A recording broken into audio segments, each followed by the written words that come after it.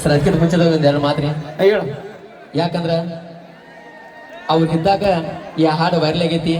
ಮಾಳು ನಿಪ್ನಾಳ್ ಬೆಳಕಿಗೆ ಬಂದ ಅನ್ನೋದ ಮೊದಲನೇ ಸರ.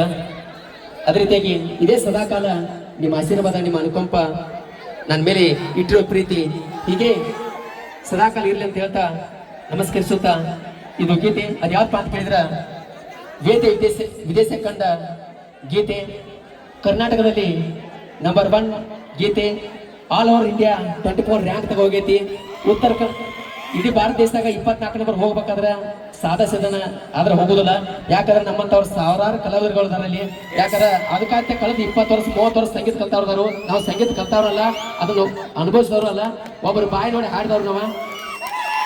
ಓಕೆ, ಇದೆಲ್ಲ ನಿಮ್ಮ ಆಶೀರ್ವಾದ ಅಂತ ಹೇಳ್ತಾ ಅದ್ಯಾವಪ್ಪ ಅಂತ ಕೇಳಿದ್ರೆ ನಾ ಡ್ರೈವರ್ ನೀನು ಒಬ್ಬರ. ಓಕೆ, ನಾ ಡ್ರೈವರ್ ನಾನು ಹಾಕಿರ್ತೀನಿ, ಓ ಅನ್ನಕ್ಕೆ. ಓಕೆ, ನಮ್ಮ ಲೋಕಪ್ಪ ಹುಡುಗರು ಮೈಯಾಗ ಪವರ್ ಎಷ್ಟು ಚೆಕ್ ಮಾಡೋಣ. ನಾ ಡ್ರೈವರ